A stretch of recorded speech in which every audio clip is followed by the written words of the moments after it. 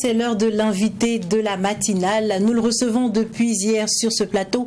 Ablassé Ouedraogo, économiste de formation, diplomate de carrière. Il a également été ministre des Affaires étrangères de 1994 à 1999. C'est d'ailleurs l'occupation de ce poste-là qui fera l'objet donc de notre interview avec l'invité de ce matin. Après ceci.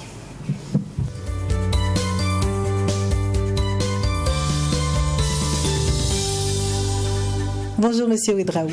Et bonjour Madame Dioma, Madame Nia et Monsieur Ouattara. Bonjour à vous. Et merci de m'accueillir encore ce matin. C'est nous merci qui vous disons merci. On parle diplomatie avec vous aujourd'hui. Quand vous êtes arrivé donc à la tête du ministère des Affaires étrangères, est apparue la diplomatie du développement. C'est ça. Quelle est la définition que vous pouvez En fait, ce n'est pas diplomatie du développement, mais diplomatie de développement. De développement. Et j'essaie de vous faire comprendre. D'accord. J'ai été appelé, c'était je pense le 20 mars, au matin, à 8h, heure de Nairobi, par le président Compaoré. J'ai arrivé à mon bureau, il devait être 6h à Ouaga. Et le président Compaoré qui m'annonce, je vais te nommer ministre des Relations extérieures. Je lui dis, mais écoute, moi, monsieur le président, c'est gentil, mais moi, je suis en fonction avec les Nations Unies. Et c'est vrai, j'avais un contrat permanent et j'occupais des responsabilités très, très intéressantes, de très haut niveau. Et je lui ai demandé de me donner le temps nécessaire pour informer mes patrons et essayer de voir quels sont les arrangements pour rejoindre le Ouaga. Donc, le décret est publié et le gouvernement donc a été publié le 22 mars, avec à sa tête l'actuel président du Faso, son Excellence Roch Marc Christian Kaboré. Et nous sommes restés donc dans ce premier gouvernement-là jusqu'au 6 février 1996. Alors ce que je veux dire, c'est que quand on regarde à l'époque, ceux qui venaient au gouvernement avaient des valeurs techniques et des valeurs morales incontestées et incontestables. C'est d'ailleurs ce qui fait que jusqu'aujourd'hui, vous avez des personnalités comme l'actuel Premier ministre qui sont encore aux affaires. Vous avez Kadri Désiré Ouedraogo qui est candidat pour la présidentielle. Un certain nombre de personnalités qui tiennent encore le coup. Alors quand je suis arrivé à Ouaga, moi qui venais de l'extérieur, d'ailleurs, les gens se sont rendus compte qu'on ne me connaissait pas suffisamment à Ouaga. La publication des membres du gouvernement sur les journaux, ma photo n'apparaissait pas. Et j'ai vu ça il y a une semaine d'ailleurs sur Facebook, quelqu'un qui a remis ça. Donc, quand j'ai pris fonction, j'ai demandé l'autorisation au président Compaoré d'organiser un atelier de réflexion sur la politique étrangère de notre pays. Et nous avons tenu cet atelier-là du 31 août au 5 septembre à Goundi, c'est dans le Sangué. Et à cette rencontre, nous avons bénéficié des contributions des anciens de la maison, donc des ambassadeurs comme Marc Moko Garango, Aïssé Messa, Louis-Dominique Ouedraogo, Yao Markou Kiri, Jean-Baptiste Ilboudo, Anne Konaté, donc des gens qui connaissaient la diplomatie pour l'avoir pratiquée. D'accord, mais est-ce que c'était une technique d'introduire la diplomatie de développement? Disons que comme moi je venais de l'extérieur et je ne fais pas partie du ministère des Affaires étrangères, il fallait que je donne une direction. Et je ne voulais pas prendre la responsabilité de faire ça tout seul. Donc j'ai voulu travailler en équipe et on a donc réfléchi pendant ces 5 jours-là à Goundi. Et c'est ça qui a fait que on a dit ce qui peut être utile pour le Burkina en matière de politique étrangère, c'est travailler à développer notre pays. Ce sont les préoccupations économiques qui nous intéressent. Les préoccupations politiciennes, un peu moins. Et d'ailleurs, le ministère s'appelait Ministère des Relations extérieures. Et à l'issue des travaux donc, de Goundi, nous avons proposé au président Compaoré de changer la dénomination et de l'appeler Ministère des Affaires étrangères pour justement embrasser tous les secteurs qui peuvent concourir au développement du Burkina Faso. Et dans le cadre donc de la diplomatie de développement, je vais donner quelques exemples seulement. Prenons le maintien du siège de l'UEMOA à Ouaga. L'UEMOA venait donc de changer de CEAO à UEMOA. Tous les pays membres voulaient le siège, habiliter le siège. D'accord. Le président Compaoré me pose la question, comment est-ce qu'on va faire pour pouvoir maintenir le siège comme tout le monde veut? J'ai dit non. Il y a le président Diouf du Sénégal qui est le président en exercice de la conférence des chefs d'État. Allons le voir. Sa décision est incontournable. Et on nous envoie donc en mission. Je raconte ça parce que c'est... Je prends donc un avion de la base aérienne. Le pilote s'appelait Arnaud Michel. Et ceux qui étaient avec moi dans la mission sont encore vivants. Il y a Traoré Moïse, qui est notre ambassadeur à Bamako. Okay. Son épouse, Traoré Deborah Diallo, a été médiateur au pays ici. Donc, ils sont encore vivants. Donc, on prend l'avion, on s'arrête à Bamako, on fait le plein. C'était dans l'après-midi. On s'envole. À 2 heures de Bamako, voilà des nuages. Nous rentrons dans la bourrasque. Tous les appareils électriques de l'avion s'éteignent. Je regarde tout le monde désespéré et j'éclate de rire. C'est ce rire-là qui a redonné confiance au pilote, qui a secoué donc l'avion. On a récupéré donc nos batteries. D'accord. Et le pilote m'a dit, qu'est-ce qu'on fait? J'ai dit, dites-moi ce qu'il faut faire. Il propose qu'on retourne à Ouaga, à Bamako, se poser. On regarde les conditions de l'avion et puis on peut repartir. Donc on retourne à Bamako. J'appelle le président Compaoré, je lui explique, il dit, écoute, il faut rentrer. Je dis non, on est en mission d'État. D'accord. Même s'il faut mourir, nous allons y aller. Et c'est comme ça qu'on est allé le lendemain. Le président Diouf nous a reçus. Il a compris la préoccupation du Burkina Faso. Séance tenante, il nous a fait préparer une lettre avec mon ami et frère d'alors, qui était ministre des Affaires étrangères, le doyen Moustapha Niasse, aujourd'hui président de l'Assemblée nationale du Sénégal. Et nous avons amené donc le maintien du siège de l'UEMOA à Ouaga. Ça, c'est quelque chose seulement que je garde en mémoire. Les gens ne savent pas comment les choses se passent, mais pour être dans cette fonction, il faut être convaincu, il faut être patriote, il faut travailler vraiment pour le pays. Ça, c'est un exemple. Mais je reviendrai sur d'autres. Il n'y a pas de problème. Est-ce que, Émilie, tu as une question? Oui. D'accord, vas-y. Moi, j'ai envie de savoir le concept de développement a apporté quoi au Burkina Faso? Énorme. Regardez, de 1994 à aujourd'hui, rappelez-vous que nous sortions donc de ce qui s'est passé en 87. À l'extérieur, le Burkina Faso était un pestiféré. Je préfère utiliser ce mot. Et je pense que le président Compaoré a vu juste, en prenant une personnalité qui était neutre comme moi, des Nations Unies. Et j'ai dit hier qu'aux Nations Unies, il y avait des critères fondamentaux. L'honnêteté, l'intégrité et la probité.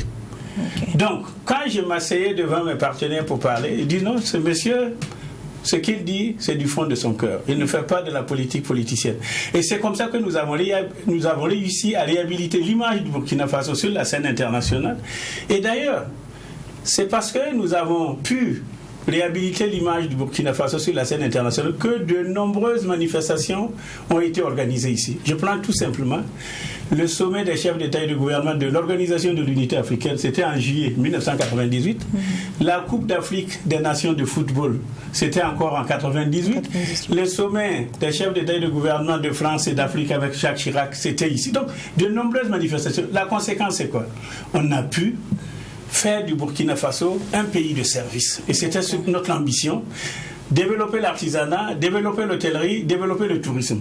Et la propriété de la ville de Ouagadougou aussi a commencé à cette époque-là. Si bien que Ouagadougou était devenue une capitale très très attrayante et tout le monde organisait ses rencontres ici. Donc, quand on dit diplomatie de développement, c'est travailler à faire booster tous les secteurs de l'activité économique. Et je vous dis, prenez l'exemple du développement de Ouagadougou. C'est depuis 1994, avec Ouaga 2000. Comment Ouaga 2000 a été construit? Comme on avait des ambitions de faire du Burkina un pays de service, et nous n'avions pas beaucoup d'hôtels. On avait tous ces sommets-là en perspective. On s'est posé la question comment faire. Et c'est là que le président Compaoré a mené la lumineuse idée de créer une ville toute nouvelle, Ouaga 2000, en donnant des facilités. À l'époque, tous les opérateurs économiques ont été appelés à venir investir.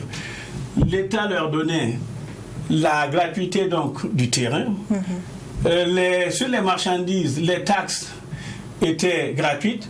Vous construisez suivant le prototype que le gouvernement a souhaité. Il y avait jusqu'à 5 prototypes. Regardez à Ouaga 2000. Et ils nous ont donné donc ces bâtiments-là, ces villas-là, pendant 5 ans. Et nous les avons utilisés pour accueillir donc tous nos hôtes qui sont venus dans le cadre donc, de ces réunions. Et c'est comme ça que Ouaga 2000 a été construit. D'accord, la diplomatie du développement. De développement. Nicodème. De développement. Bon, on sait que vous avez été ministre des Affaires étrangères, on l'a souligné tout en début d'émission. Moi, j'aimerais savoir quelle est la journée, quelle était la journée justement du ministre des Affaires étrangères. Très simple. Je me lève le matin. Quand je suis arrivé, je suis resté dans ma petite maison à Goumé.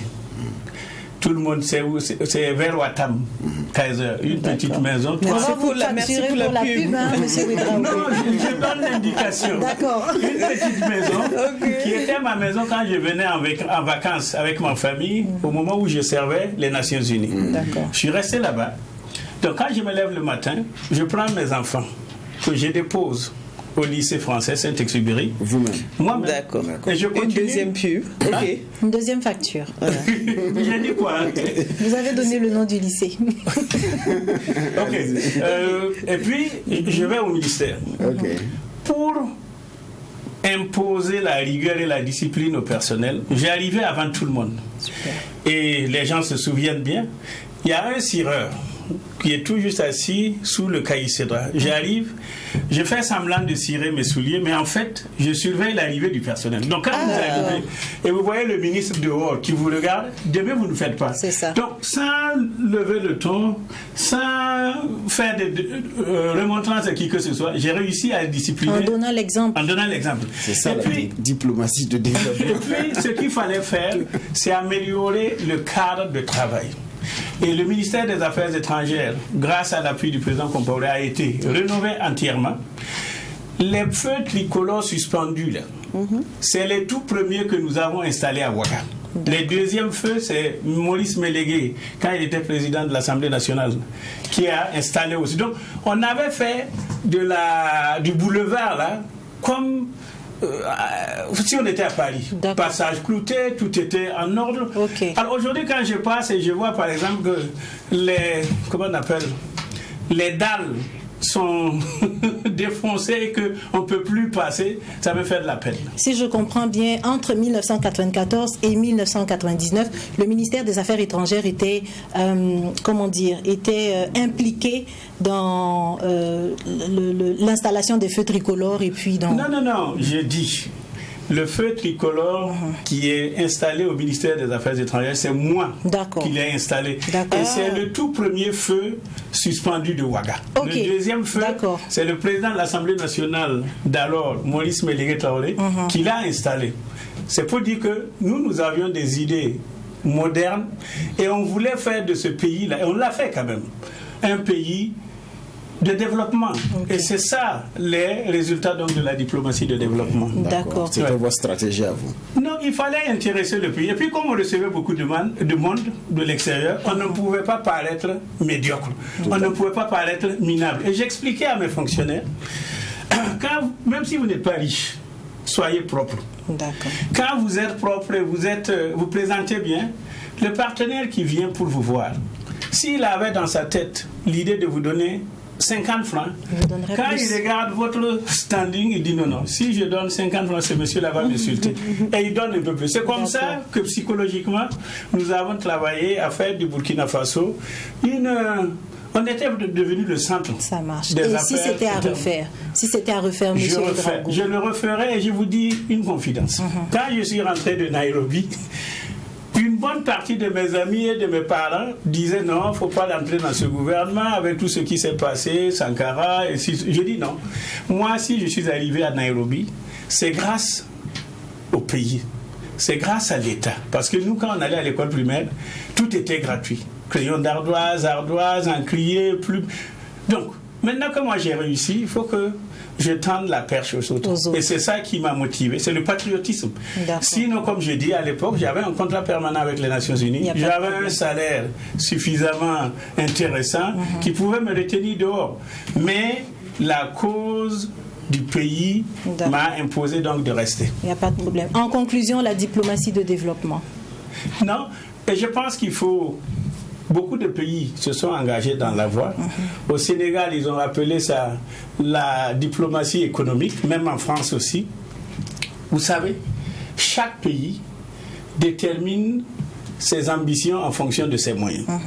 Nous avions des ambitions, mais nous n'avions pas de moyens, suffisamment de moyens. Donc il fallait travailler à rassembler tout le monde pour que le Burkina Faso puisse être appuyé. Et je dis une chose, nous n'avions pas de moyens pour envoyer des militaires dans les missions de maintien de la paix à l'extérieur. Avec le président Compaoré, on a trouvé une formule, et des pays comme la Belgique, les Pays-Bas nous ont appuyés. Et je me souviens qu'à l'époque, c'était le ministre Badaï Fayama. On est allé au camp Guillaume, nous nous sommes adressés donc à la troupe et puis on les a encouragés à accepter d'aller en mission. Et c'est comme ça que depuis le Burkina, les militaires du Burkina Faso sont dans plusieurs missions de maintien de la paix. Ça leur donne de l'expérience. Et puis, la conséquence directe aussi, c'est que ça améliore leur quotidien. D'accord. Mais c'est bien compris en tout cas pour la diplomatie de développement. Et il faut continuer dessus parce que le Burkina Faso a besoin de ressources pour son développement. Nous n'en avons pas. Travaillons à rassurer nos partenaires. Travaillons à ramener la paix, la sécurité, la stabilité, la confiance. Et c'est comme ça que nous pourrons donc rassembler nos partenaires autour de nos projets et programmes de développement. D'accord. Merci Monsieur Ouedraogo. On vous souhaite une bonne journée.